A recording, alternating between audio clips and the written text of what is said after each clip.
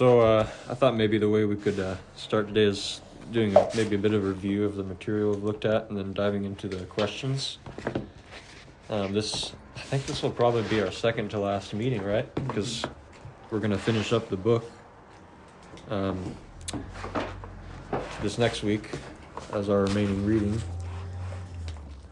And then I'll go from there. Okay, so these last 2 weeks, we were assigned to read chapters 21 and 22. Chapter 20 had left us off at, hopefully I can pronounce this guy's name, Pianki, I think is how you'd say it. A Nubian king, the continuation of his reign going into chapter 21. So let's see if we can get in the right part of the book there. Oops.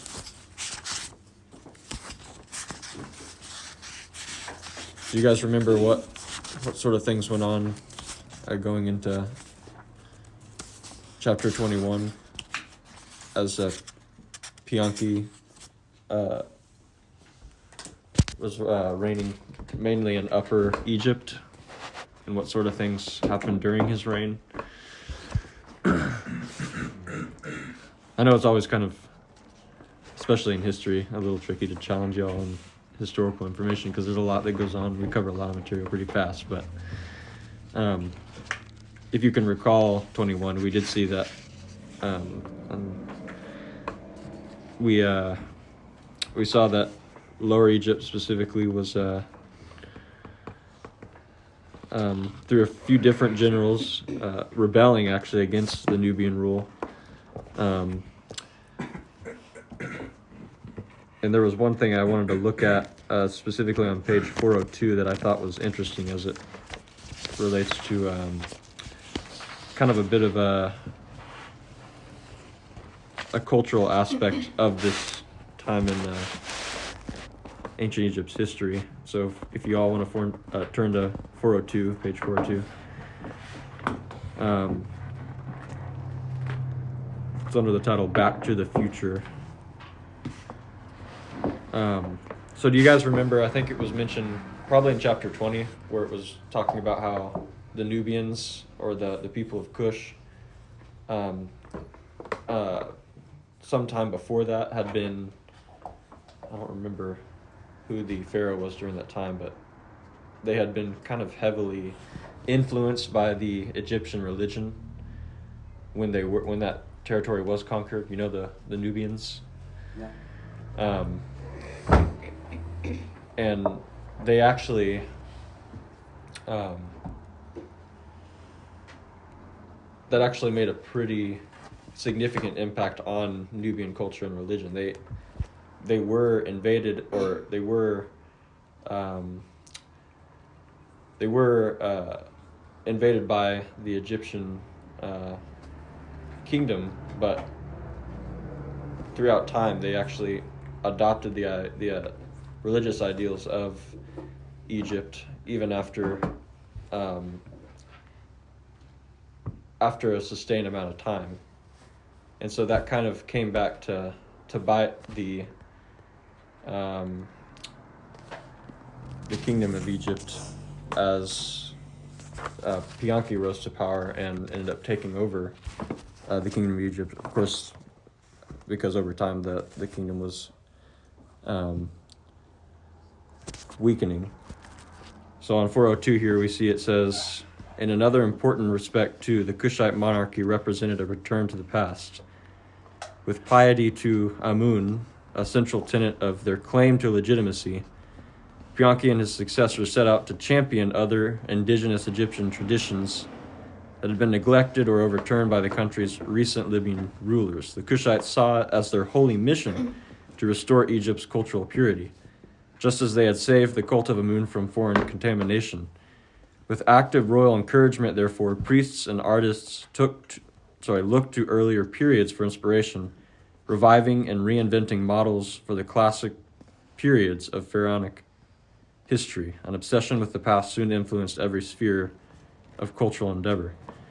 So what the author seems to posit here is that however many years ago it was that Egypt had conquered Nubian territory and then kind of forced them to follow their religious ideals. After time, those Nubians actually, with the reasoning of those religious ideals, actually came back to Egypt saying, well, you guys have kind of lost your purpose in this religion here, so that's why we're coming to conquer you, is because we want to restore the rightful rule and precedence of the god Amun. And that's why I kind of mentioned that Egypt, what's the word when you convert someone to another religion? Proselytizing? Yeah, their proselytizing of the Nubian peoples actually kind of they got kind of a backlash from that, because after time they came back to Egypt saying, well, we're going to restore what religion you gave us into its rightful place. So I thought that was a fairly interesting aspect of chapter 21. In a more general approach, he also goes into or he touches on somewhat indirectly the rise and fall of certain powers and kingdoms that occurred during that time, as we're kind of in I guess that would be the 8th century going to the 1st century, kind of that period of time. We see the rise of Assyria as the first kingdom. Let's go ahead and take a look at who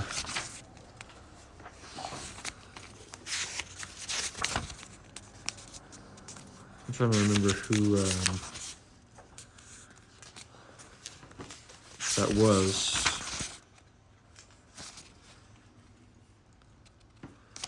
The main ruler that led the Assyrians in their rise to power.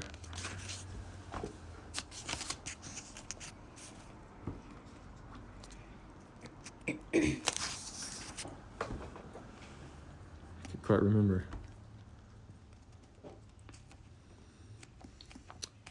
So,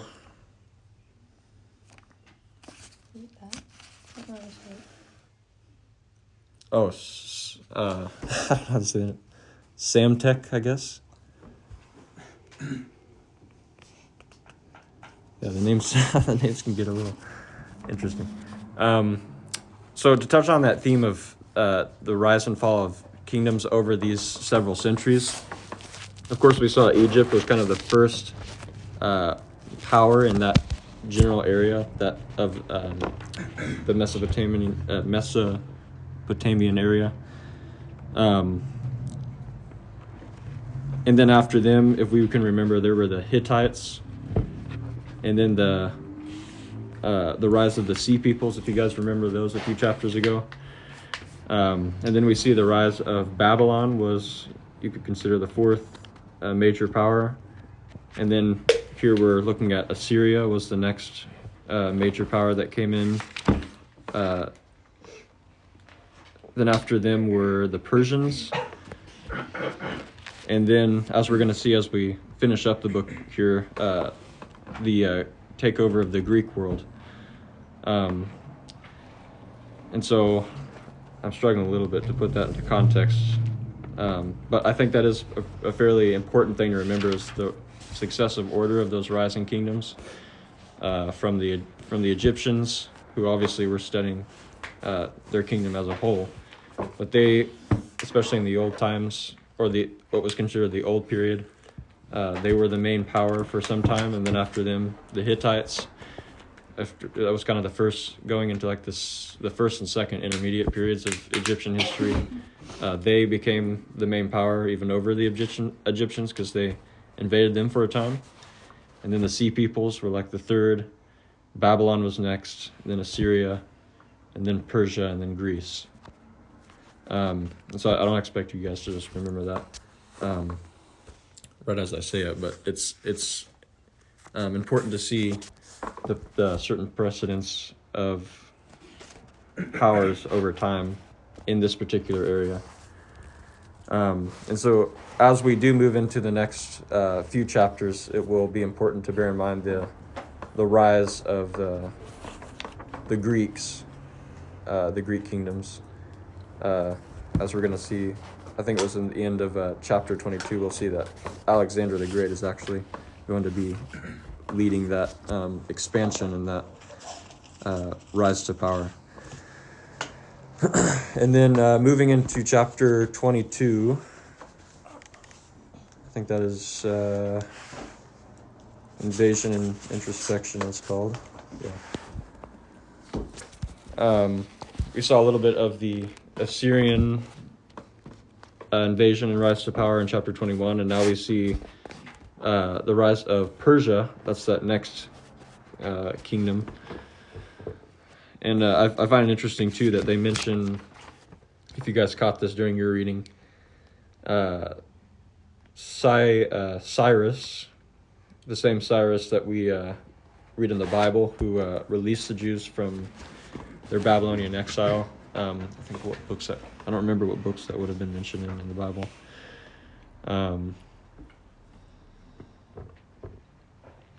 Let's see.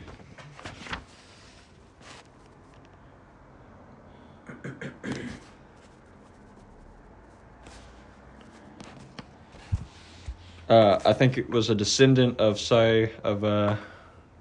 Cyrus. His name was Cambyses.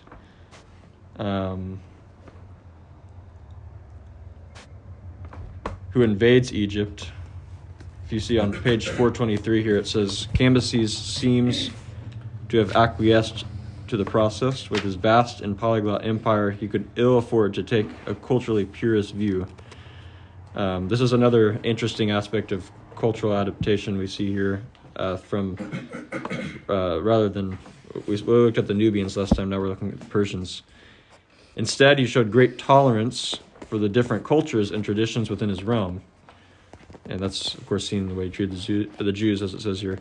His predecessor, Cyrus, had released the Jews from their exile in Babylon, and Cambyses followed suit, protecting the large Jewish community in Egypt on the island of Abu.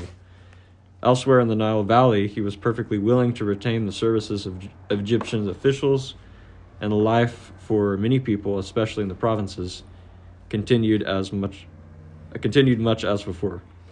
Only in the military were Egyptian officers replaced and their leadership skills directed anew, as with Jehoshaphat.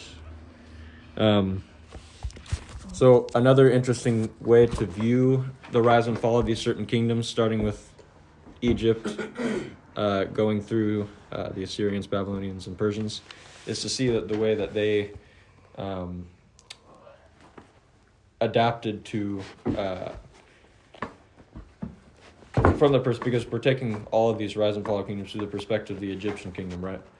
To see the way that they integrated with and adapted to Egyptian culture.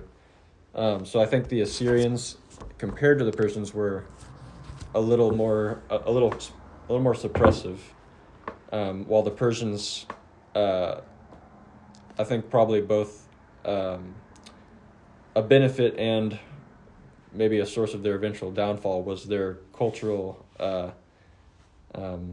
fluidity, I guess. So they basically weren't very oppressive as it concerned cultural aspects of any kingdom or culture that they overtook or invaded. So we see in Egypt's case, they kind of allowed the culture to thrive rather than imposing their own cultural standards and values.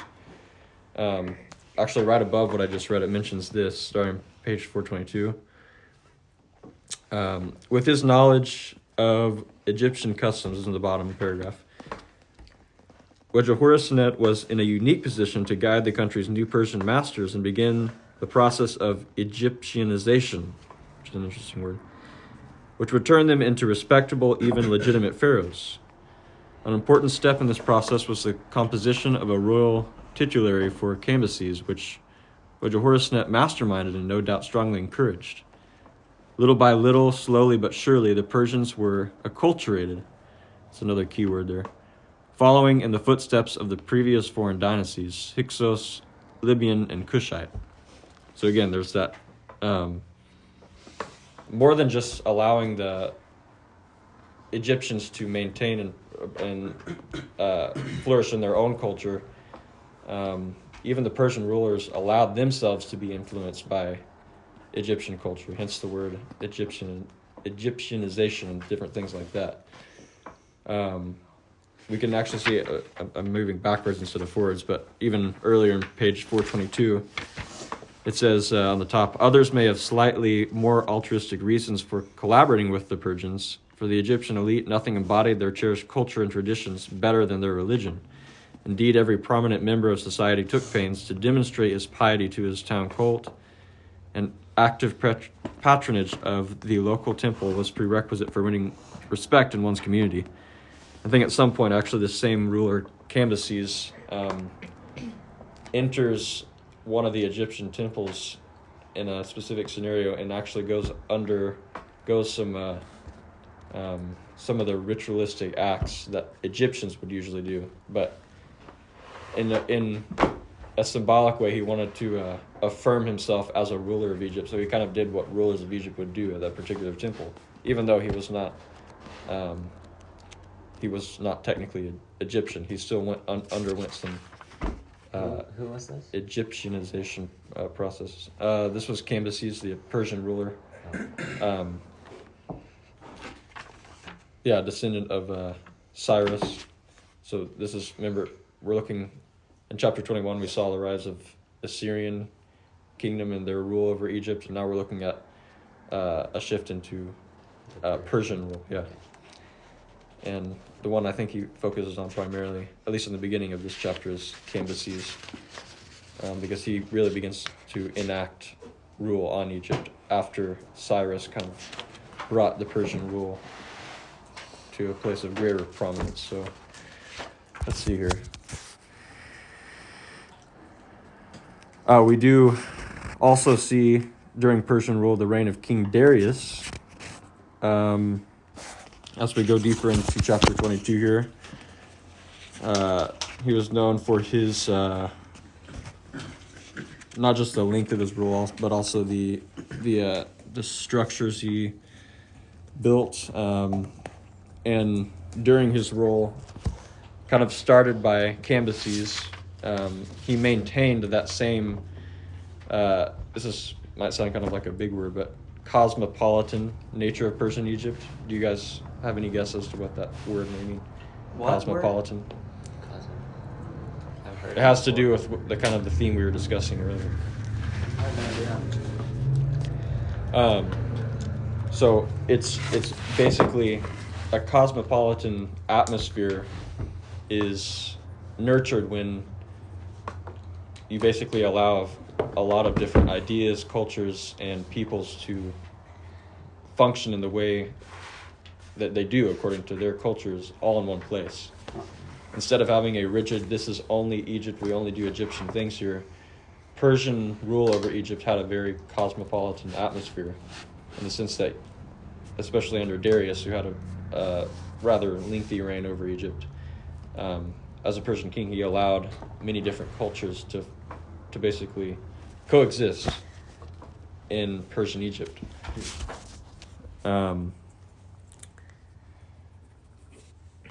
So that was Darius, then going to the rule of his successor, Darius II.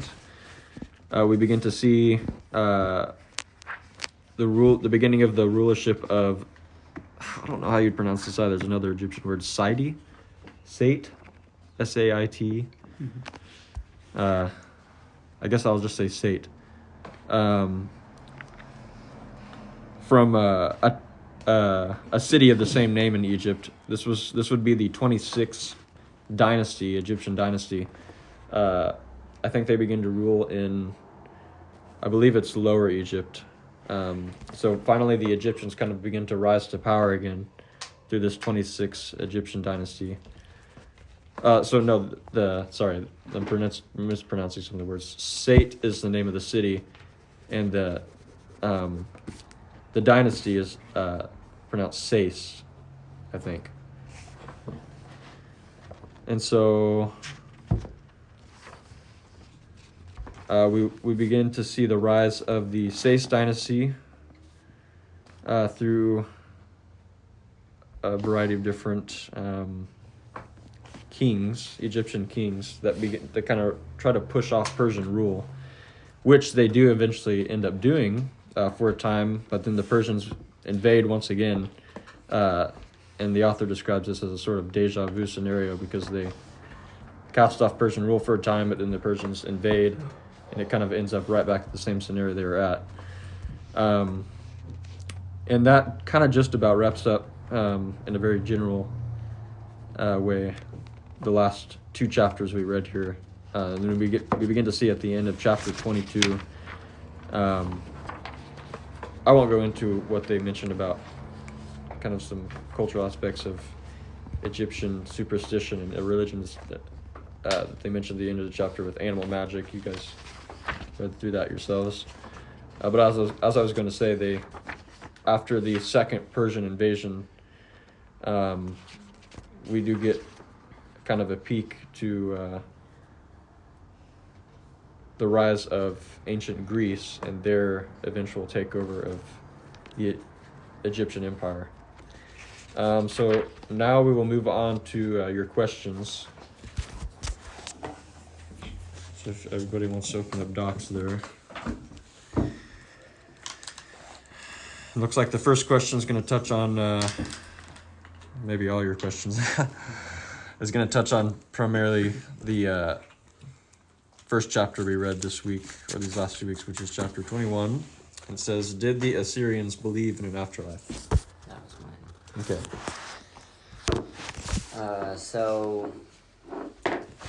Yeah, chapter 1 is what caught my attention the most with the Assyrians invading Egypt. And I was wondering, because they obviously took over most of the power there, and something that they said in the chapter was that we were going to see a lot of Assyrian rule for many years to come. Right. In Egypt, so I was wondering if they had similar beliefs, or, the Egyptians were all about the afterlife and building up to that point, so Right. I did take some notes, some information I found. Cool. So As a part of your notes, was there a specific page in the book perhaps where they expounded a little on Assyrian religion, or I can't quite remember if they did. Yeah, I can't either. Oh, okay. Yeah. While the Assyrians did not believe in as complex of an afterlife as the Egyptians did, they did take precautions to provide the dead with essentials. The dead would be buried in tombs with 5 vessels for the wealthy, weapons, favorite possessions, food, and water. So I found that kind of interesting. So I don't think that they necessarily lived their lives trying to build up towards the afterlife, but they did think that there was one. Yeah. Does that remind you of any previous kingdom or people that took over Egypt for a time that did not have that same emphasis on the afterlife? There's one I think we looked at the last week we met. It was the Libyans, right? The Libyans, Yeah. I think it was that kingdom that had there was a really large contrast between the way the Egyptians typically revered the afterlife and the concern they had for the dead and the burial process, and that of the Libyans, who did not as much. They kind of just threw together a quick tomb and just kind of threw them in there. Kind of different. Yeah, so perhaps the Assyrians were similar in that way. Yeah. Okay. And I also wrote down some facts. Yeah, go ahead. Yeah. So they were from many different times. I guess they had one of the most powerful armies in all of the land, because of their techniques that apparently they passed from generation to generation. And I also did some reading and found out that the Egyptians didn't really take techniques from past generations. They just kind of came and went into different techniques. Techniques relating to what you were saying? To military, Oh, okay. warfare and stuff. Interesting, yeah. and I found that the Assyrians just kind of built up on each generation after the next with their techniques. And they were also the first to forge iron weapons, which is kind of interesting. The Assyrians? Yeah. Wow. So, yeah, that's all I have. That is interesting. So knowing that the Assyrians focused on militaristic power and the Egyptians didn't, what does that say about what was central to their culture? Conquering power. Yeah, where the Egyptians, again, keeping in mind the Egyptian culture is primarily a religious culture. That's why the afterlife is Right. is exalted.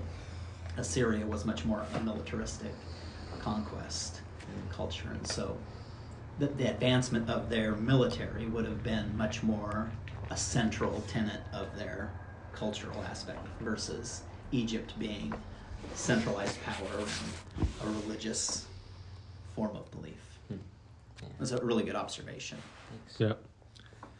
You can probably assume, too, that inevitably when a kingdom such as Egypt is invaded by another people with a completely different way of managing their kingdom, a completely different military techniques and stuff, as you mentioned, that they will be influenced by that same kingdom's way of doing things. So you might even suspect, even though he doesn't go into detail into it, that perhaps they adopted certain Assyrian techniques and even weapons and different things like that. He did actually touch on it a little earlier when he mentioned how Egypt was almost could not have risen to power as it did without the use of the chariot, which actually was not their own invention. It was an invention of, I think, another Mesopotamian peoples. So yeah, that is definitely a really good point. All right, so we'll move on to question 2 here. How did King Pianki change the form of Nubian burials? I was blind. Okay. Well, I guess just for the story, just like, it wasn't a huge change, but they put some different, like, ornaments inside their tombs and stuff, and like different kind of, almost like a different kind of setup for their afterlife. I think there was a kind of different view on like the things they would bring with them there, and that part of life was kind of looked at different from the Nubian rule. And I, in that question itself, I just was kind of thinking about how cultures change and how people's different views on ancient traditions or just traditions within their people change as different rulership comes about.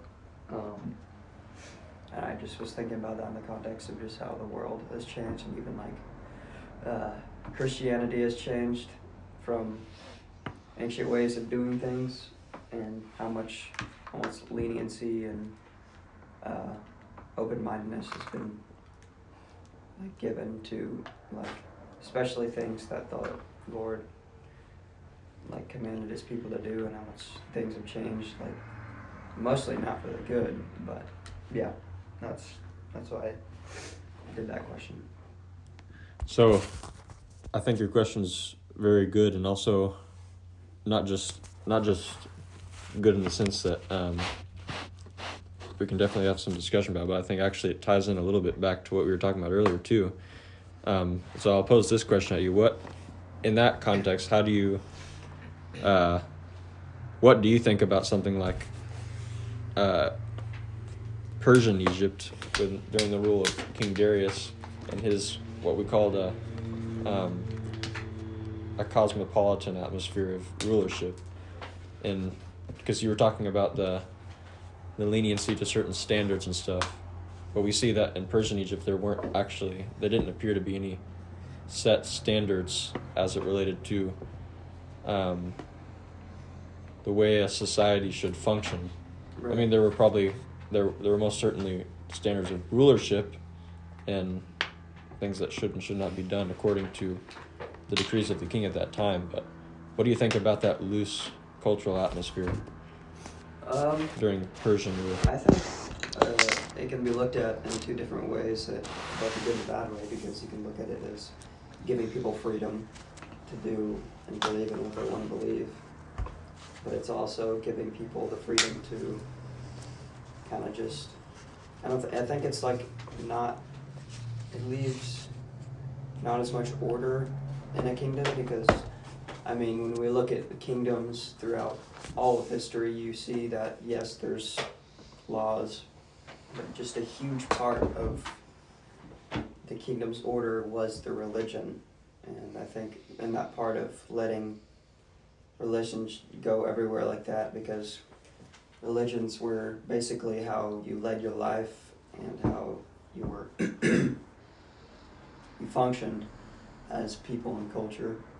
So I think personally that was I wouldn't say that's a good decision to do that. So let's like objectify this a little bit. What are the pros? What are the benefits to having like this cosmopolitan Benefits society? is that everyone's kind of happy and they can do and believe in what they want, and that I think, well, yeah, just that basically for the benefits, and the cons would be just a huge mix in the people and a huge kind of almost like turfs and the different peoples, because everyone's going to have their own ideas and everyone's going to want to live their life in a certain way. I mean, I don't know. I don't really know how it was for that area specifically, but it kind of seems like there would be chaos in that place. I don't know though, because What didn't, what modern nation society could we compare? well, America, Yeah. because that's the thing. I think we mentioned even in our last class a few times, America has been called a melting pot of cultures and nations, because that's that same idea. A melting pot of different ideas and cultures and peoples is kind of what a cosmopolitan society is. Yeah. So I think that's kind of an interesting idea to think about and to discuss. So that's why I liked your question, because it tied into that a little bit, at least in the way that you expounded on it. All right, let's move on to the next question. What was the most enduring feature of the pharaonic civilization? That was mine. Okay.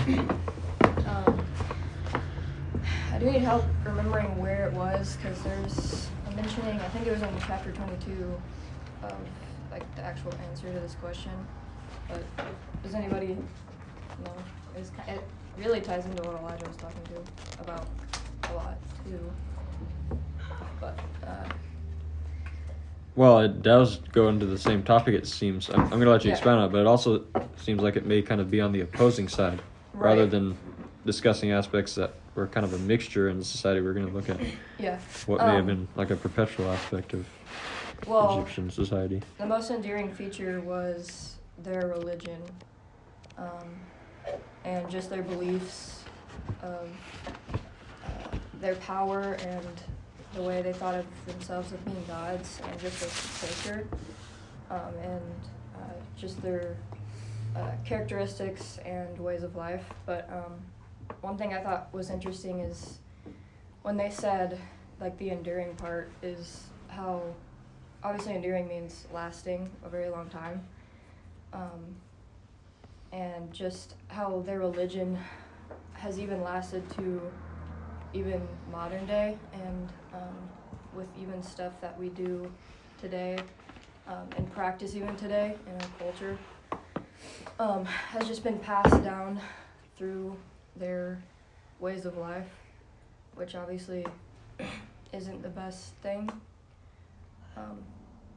But I don't have too much more to say about that. I just thought it was interesting, and how it talked about how endearing their religion was.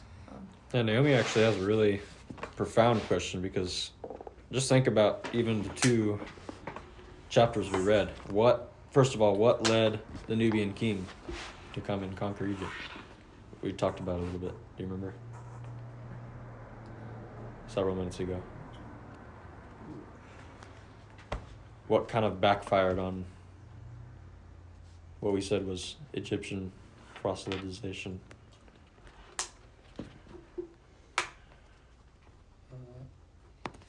Why did Pianki come and invade Egypt? What was like the, besides probably, obviously kingdoms like to invade each other and get each other's resources and be the most powerful in the area, besides those practical things, what was like the religious idea behind it?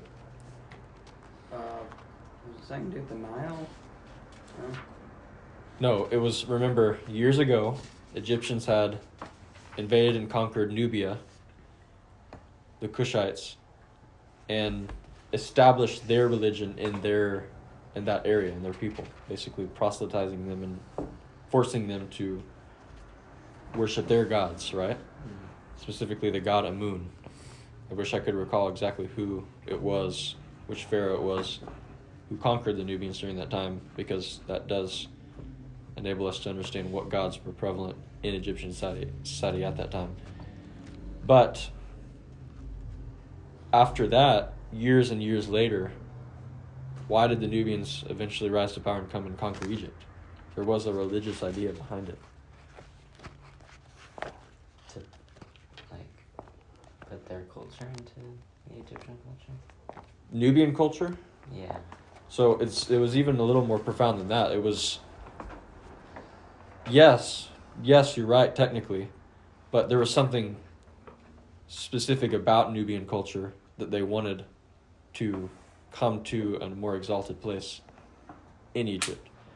And that was the very same religious ideals that Egypt had instilled in their minds years before. They wanted to restore and purify those same religious ideals in Egypt, the source of those ideas. And so that's an interesting point as it relates to Naomi's question, because we're seeing that what is truly perpetual about Egyptian culture and the Egyptian kingdom is their religion. A completely, obviously it's a neighboring people and culture, but a completely different culture. The reason of their invasion of Egypt was the idea of that god of Amun, which was Egyptian in origin. And then we look next in chapter 22, what was some of the most significant thing that the Persian rulers did in their invasion and rulership of Egypt? For instance, with Cambyses, what did we mention that what he did when that word of Egyptianization was mentioned? Did he just establish his rulership and oppress the Egyptians and say, we're going to destroy all of Egyptian culture and religious idea? Or did he do something different? He Egyptianized it, right? Well, he didn't Egyptianize it because he was an Egyptian. Rather, he was, in a sense, Egyptianized, right? Yeah. As a foreign invader and ruler. He didn't suppress Egyptian ideas. He didn't even particularly promote his own. He actually completely adopted Egyptian religion. Maybe not even Egyptian, maybe as it related to Egyptian rulership, but he didn't care about the way that, as much that their society was managed by past Egyptian systems. He didn't care perhaps as much about the way they did things economically. Maybe he certainly didn't care about the way that they did things militaristically, as you mentioned with the Assyrians. What he cared about was, and what he eventually adopted, was that Egyptian religious way of doing things, right? So again, that ties into Naomi's question of that enduring feature of Egyptian civilization is their religion. And it's, Naomi mentioned too, how that same religion even makes itself known today. As I think Justin mentioned earlier in the class, and as we'll see actually at the end of the book too, Egyptian religion's on our dollar bill. It's that enduring. Present day Egyptian religion is actually still, it's not like a religion the same way Buddhism or Christianity is a religion. There's no serious Egyptian churches or things like that. But it's not like you don't really say, I am, my religion is Egyptian. Very, very few people say that, but it's actually more insidious. Egyptian thought, as again, we talked about the power and exaltation of man as being kind of that Egyptian ideal in a spiritual sense. But again, I think Naomi's question is actually quite profound when we isolate the fact that Egyptian religion is the enduring feature of Egyptian society. It's more than just Egyptian ideas, there's Egyptian religion. So yeah, thanks for that question, Naomi. What about the last one here? How did the Assyrians take over Egypt? Look back at chapter 21 again. That's my question. Okay. So I think the Egyptians were in kind of a vulnerable state, and the Assyrians took advantage to invade their land, and they put a lot of their practices and culture onto them. And Benji kind of went over it with his question, how they had the tactics of, they had like ruthless ways, and I read it that I looked it up on, it wasn't in the book I don't think, but I looked it up. It said they were really cruel, and of the way they fought in battle, and I think they ruled more of Upper Egypt, but then I don't think they did it for long, because it said that, I think it was either time to money, I don't even know how to say that, or the weird one, cosmetic. It kind of went away, because they didn't rule for that long, I don't think. But I just thought it was kind of interesting how they put all of their ways of living on the Egyptians and made them kind of take up all of their customs as they invaded. But Right. that's kind of all I had. Interesting. Yeah, the Assyrian rule was preceded by, so who was ruling Egypt before the Assyrians took over? Just kind of going back into chapter 1, leading into chapter 21. Just You said the Libyans? no, not that was even before. That was one kingdom before this. Starts with an N. It was the Nubians? Nubians. That we specifically looked at King Pianki. It was the Nubian king that kind of led that invasion and sustained it for a time.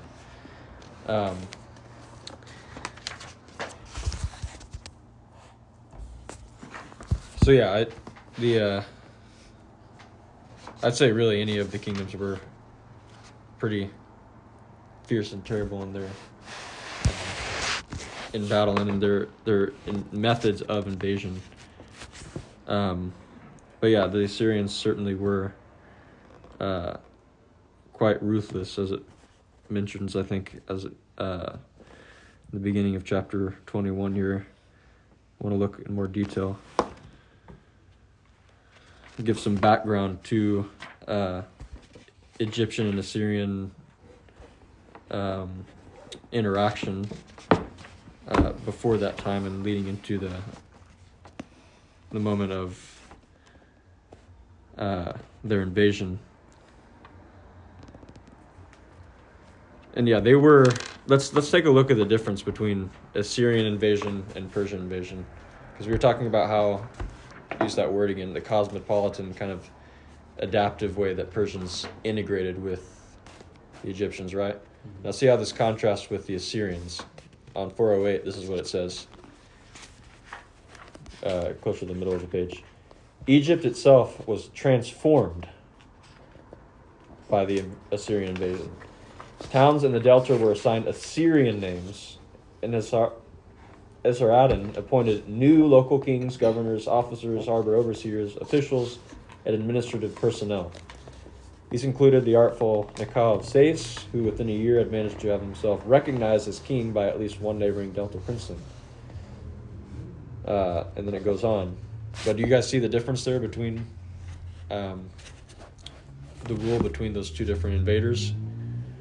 The Assyrians promoted and enforced their ideas of rulership, and like even the town, the very names of the towns were changed to Assyrian names and different things like that, while the Persians were I guess more lenient, perhaps even promoted Egyptian ideas rather than suppressed them. So these two chapters actually go together pretty well to see how these two kingdoms that invaded Egypt differed quite dramatically in the way that they dealt with Egyptian culture and society. This is kind of tied into Esther's question, which relates to the invasion of Assyria, or the Assyrian invasion, but it is kind of slightly out of context too. I just thought it was interesting. I always liked when he tied into biblical history too. It's on page 407. When it talks about Sennacherib, who invaded Palestine to suppress a revolt. This is kind of in the middle of the page. Whereupon one of the ringleaders, Hezekiah of Judah, turned to Egypt for military support. It was a request Shebako could scarcely refuse. Shebako was one of the rulers in Egypt at that time. He summoned his nephew Taharko, still just a prince of 20, north from Nubia to lead the campaign, and the two armies met at Eltica, 10 miles from Ashdod in 701. Taharko's force was besieged and heavily defeated. Withdrawing to a safe distance, he planned to attack the Assyrians from the rear once they had moved on to Jerusalem to demand Hezekiah's surrender. Sennacherib was too seasoned a commander to fall for such a ploy. He promptly recalled his troops from the Judean hills, faced down the Egyptian attack, and forced Taharko to flee back to Egypt with the remnants of his defeated and dejected army. Kushite military prowess had finally met its match. Egypt was on notice. So that was leading up to the Assyrian invasion. I just like to connect those biblical stories with the current narrative we're going through in Egyptian history. But we did see there was an attempt during the reign of King Hezekiah in Judah to team up with the Egyptians, who were ruled by Nubia at that time, because this was right before the Assyrian invasion, to fight off the Assyrians, but that was unsuccessful, as we saw there. So yeah, that kind of wraps up things mostly, Verdane, unless you guys have some more questions, and unless Justin wants to add some stuff. I have a question. Yeah, please go ahead. I didn't write a question, sorry, I just have a That's random okay. one. Yeah, please. Do you know why that they would put weapons like in their pyramid? Because it's like their afterlife, as in they're supposed to be like resting or whatever. The whole idea, why would they have to bring So weapons? it has the same reason to do, kind of, I think, with the fact that they would put the other belongings, personal belongings and stuff of the ruler that's being buried in the pyramid, like food and kind of preparatory items and paraphernalia. That was all to prepare the person for the afterlife, right? Mm-hmm. So there probably are more prominent, like, main stories as to what they expected the afterlife to be. But there unfortunately are quite a few, depending on the time era you're looking at and the specific ruler you're looking at. So some people believed, I think most believe actually, they'd go through a time of judgment. They'd have to go on like what was essentially kind of a little adventure before they made it to their final resting place. I actually some time ago watched a TED Ed video about what they believed Egyptian afterlife to look at, or to look like, and it was similar actually for both I think actually particularly for Egyptian rulers, they were expected to go to the same dwelling place as the gods, but for the commoners, there was still an idea of an afterlife too, at least in their circle of thought, which was essentially that they'd be farming perpetually. They, even though that was work to them in their normal life, they actually saw cultivating land and doing normal farming chores in kind of a in kind of like a peaceful, unending way was their idea of an afterlife. But to answer your question specifically with weapons being found in pyramids and why they had those there, it was kind of for the same reason they had provisions such as food or things that they enjoyed doing like board games. That was all kind of to prepare them and entertain them and sustain them for the journey that would be taken in the afterlife. So maybe they did in fact expect to have to fight beasts and other spiritual things in the afterlife, which is why they had weapons. But yeah. Justin, I don't know if you had any. No, I mean, I think you answered it really well. I mean, I think on that thought, like, in a journey is a good analogy for it, is what would we do to prepare ourselves for any trip, right? Thinking in terms of what you would pack for your trip. Like, most of us aren't going on trips where we have to, fight off. Pack your whole life. Yeah, right. Well, you don't need swords or guns, or for the most part, all right. But if you were going into certain places around the world, there were a different way of packing for it, right? If you're going into heavily infested like areas with lions and stuff, and you're going on a safari, and you're going to pack differently than if you're going to just go to Seattle for the day. But and where you go in different places is going to be vastly different, right? And so yeah, I think the mindset of them is they're preparing. But it tells us that their idea of the afterlife is not just a chill life, but there's actually some kind of battle that they take place there. And so whether it is to perform feats of bravery, to even in the afterlife to position themselves, or whether it's to fend off or fight against warring whatever. There's, again, the Egyptian mindset is still very much a mindset of positioning themselves with the gods. And so as great a pharaoh as they could have been, it also demonstrates for those who remain behind, right? If you have a huge arsenal behind you, what does that say about you? That likely you were very militaristic minded on this side of eternity. And so it is also to represent power to people that were out there. So I think all of these questions really tie in together of kind of what we're seeing happen as the decline of Egypt takes place, is that there is the cosmopolitan mindset, which is a very destructive mindset. Because, and this is true in America, and even as Noah said, that we're designed to be a melting pot. And so the whole concept of American idealism or cultural idealism, which is good, is to allow people to have certain freedoms within a very constrained bubble. True freedom is never ever found in you getting to do whatever you want. We think of freedom, though, at times as like, well, you can't tell me what to do. I'm my own person. I get to choose what I want to do and say what I want to say and be who I want to be. And that's not really freedom. That's actually much more like slavery in many ways. Because whether we consciously see it or not, and this is, again, what Egypt has demonstrated us, historically speaking, is that we are influenced by spiritual things. There are spirits behind everything that happens. True freedom is found in submission, right? As kids to your parents, true freedom for you all, is to be submitted to the authority of your parents. Right? True freedom is not like when you were a little kid that wanted candy, eating all the candy you wanted. That's not freedom. You might have felt pretty good about it in the first couple minutes, but at some point there's a pretty steep consequence for spoiling yourself. True freedom is found, again, in that idea of discipline. So where Egypt is beginning to falter, or we're beginning to see kind of the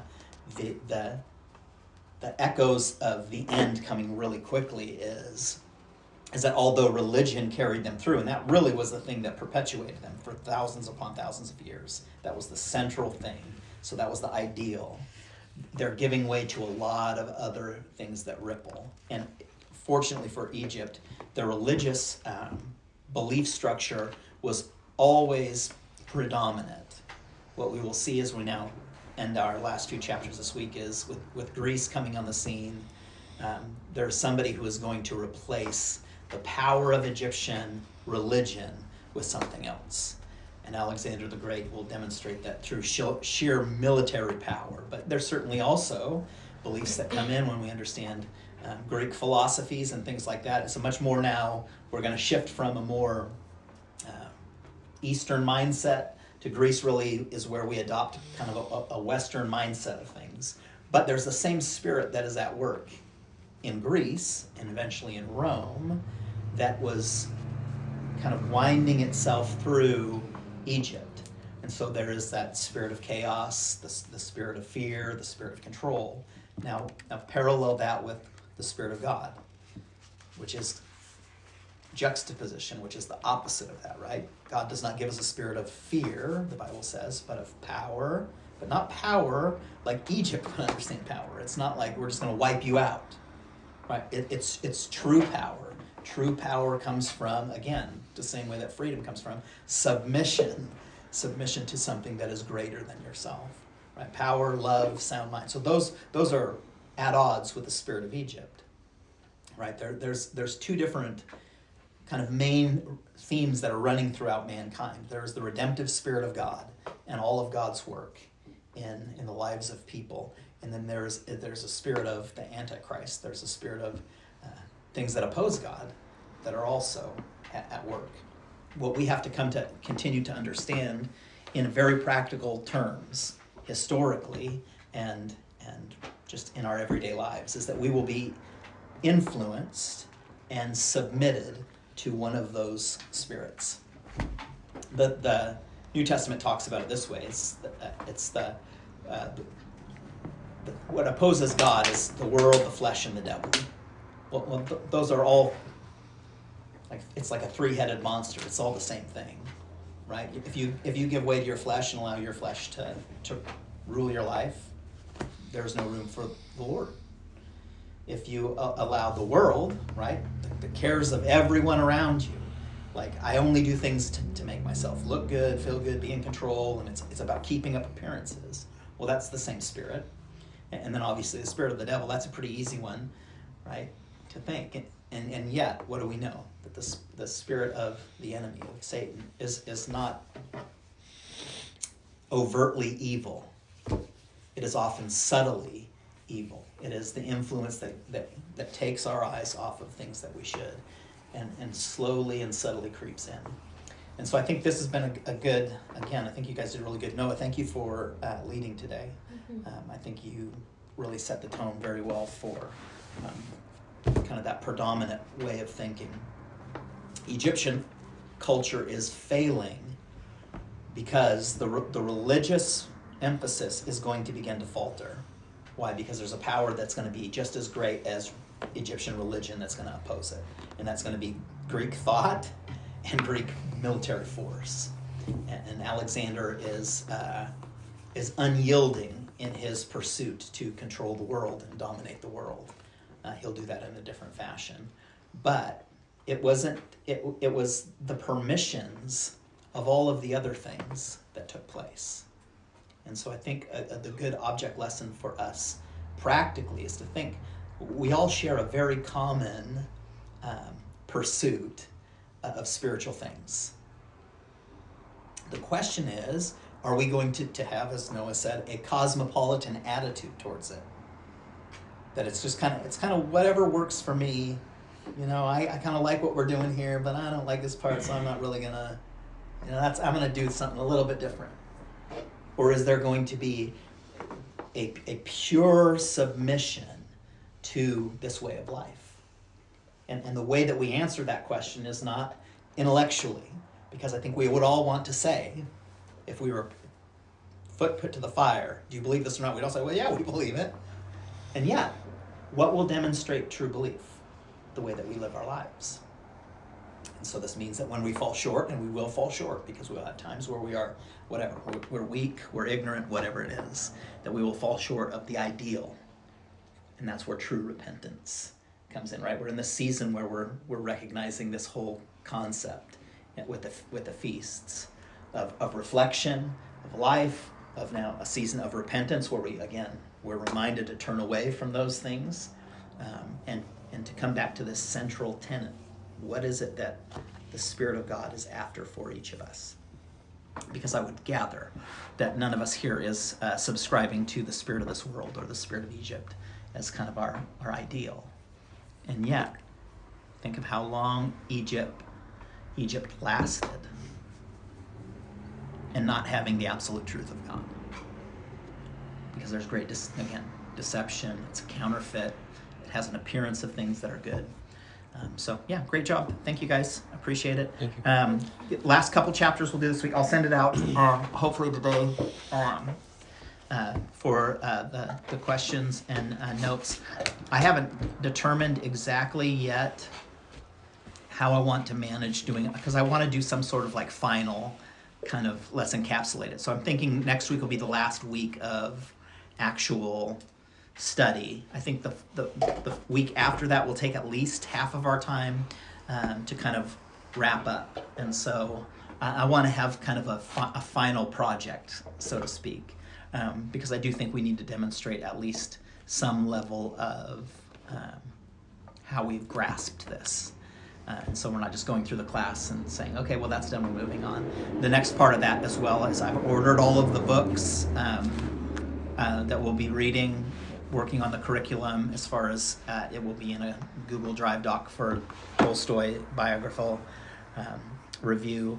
So you will have each week kind of the next steps that we're going through, a lot of videos to watch and stuff. The book is only like 100 pages, so it's going to be really simple to go through. And then each week we'll have kind of more formalized homework, things to review, things to think about. And the emphasis for this coming week is going to be actual, like, how do I research, how do I study? So I've got little like mini notebooks that you're going to be required to bring. We're going to be doing probably some creative writing in it. And so we're really going to delve a little bit more deeply into Tolstoy's life, but we're going to do it from a perspective of what did he write, what did he say, how do we see that, how do we perceive that, and then we'll also look at Russian culture as a whole. So that's kind of the place that we're moving towards as well. And then I think we'll probably have to discuss too when we are going to flex back to Mondays. And so I'll have to be in touch with your parents on that, because I know we're winding down some of our summer season, or if we're going to determine to stay on Saturdays. So that is that. Thank you all. Thank you. Have a good week.